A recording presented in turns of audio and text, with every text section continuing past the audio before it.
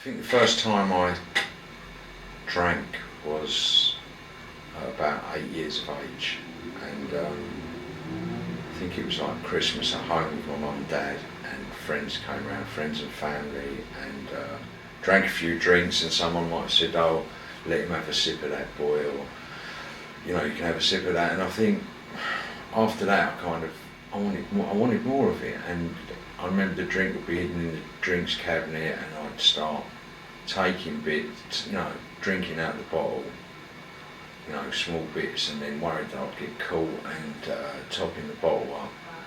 And then I think I actually remember I was quite young. I think I was about 8 or 10 years of age. I remember Caidin and morphine, like the stomach medicine, and that I don't even know where I got this from, but I remember it would separate and the chalk would sit on the bottom, and I'd think, well, if I drank that with a straw, I'm going to get sort of wrecked. I'm going to get that feeling again.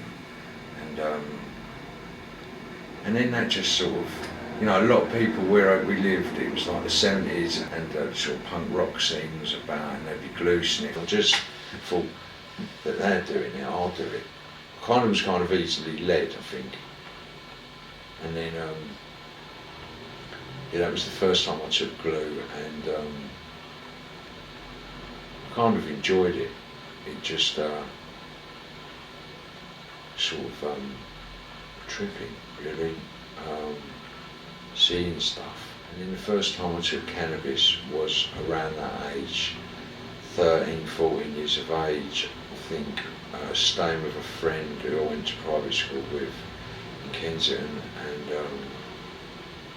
we'd go to Kensington Market and score some dope, and we'd hang out with his friend. His mum and dad would leave the other friend just at home with their friends to look after him, and a lot of drugs were being taken, and we was just amongst it all. And then I can remember leaving the private school and going to another boys' comprehensive school, which,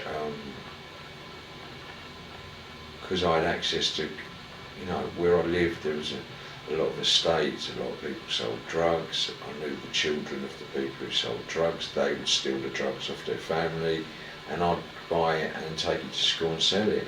And I remember being caught at school for selling cannabis, and I remember being caned for it. And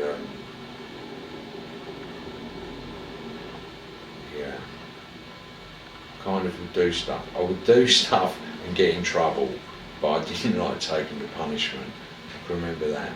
At the age of about 15, we would buy post office books off of the other blue savings accounts, off of the other boys in school, and me and two other lads would, at this time I was actually driving to school, because money was kind of like, stealing, committing different crimes, but this fraud with the post office books, we'd drive off down the A roads to Brighton and hit all the little old women in the post offices and walk in there looking like 15-year-old kids in our school uniforms, and draw out money, and £50 at a time actually, out of quite a few post offices.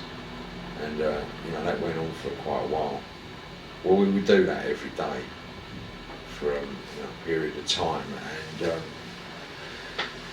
and money just gave you, it was like easy to get, and then you'd find stuff to spend it on, like clothes and like drugs and alcohol. Money that people would go and work really hard for, that would take them a week or a month, we could earn in a couple of days. And a very short time after that, I'd been arrested for some other petty crime, and then went to detention centre. No, actually, I didn't go to detention centre first. I think I was put into an adult prison, which was quite scary. I think I went to Brixton first. And from Brixton, after spending a few weeks with, people in that prison who, I was sort of kind of swept in this world of crime, where people would be, people who I'd be locked up with would be people who've been committing quite big crimes who are in the newspaper, and it all seemed quite glamorous. I just always sort of was kicking out of the system, I think. Always like cutting corners. Always cutting corners and looking for scams. And you know, journey with like through my young age, through my teens was cannabis and acid and sulphate and drinking in pubs and clubs, and then just kind of progressed to crack cocaine and then heroin, which for about 15 years, maybe longer, for 15 years I took heroin and crack for. Kind of, I don't ever really know why I think it just because it was stuff that other people, adults done. I think that's when my drinking, taking that first drink, was kind of, because wasn't meant to be doing it, and I always kind of got some sort of kick out of doing stuff that I knew I wasn't meant to be doing. Kind of skipping quite a bit, but most of it was just drugs, prison, and chaos really. And at the age of 36, I was on a drug order, and I kind of, about 10 years previous, I'd been to one Narcotics Anonymous meeting, and just remembered that meeting, and for some reason I went back to it, and with the help of friends in the fellowship, I managed to get clean, stopped taking my script, and then I had 40 days I hadn't used any drink or drugs, and then I went to prison for an outstanding for possession with intent to supply 1 gram of heroin, and I stayed clean. That was the first prison sentence that I've not used through. And since I've been out now. I'm just over 3 years clean, and I've been out of prison just over 1.5 years. And since I've been out, it's kind of, it's not been easy, because I've missed a few. I've not really, people have picked up skills through their life that I've not picked up. I could survive in a crazy world where I've done what I've done.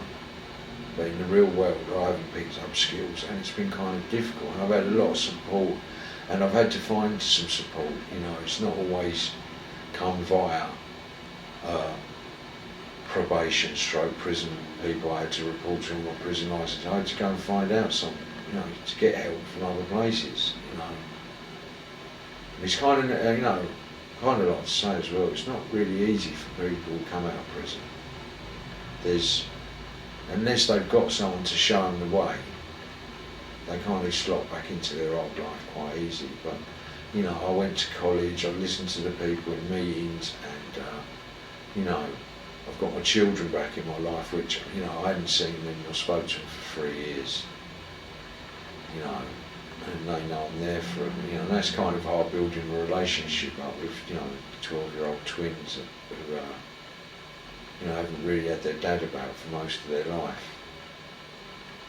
And, I've been to college, like I said, and I've volunteered, a charity that's, with drugs law, human rights, and I've been there for about 15 months now, and I'm just going back to finish off an IT course, and just been lucky enough to get into a 3rd stage dry house at the minute, which has kind of got me out of an area where a lot of my using was, where a lot of my old associations were. And I just have a whole new set of friends who just do what I do. They don't use drugs, they don't drink, and we support each other. And I suppose I'm just kind of teachable today, really. Where before I kind of thought I knew everything. It didn't really get me anywhere. It took me to some of the, places I wouldn't wish I was down.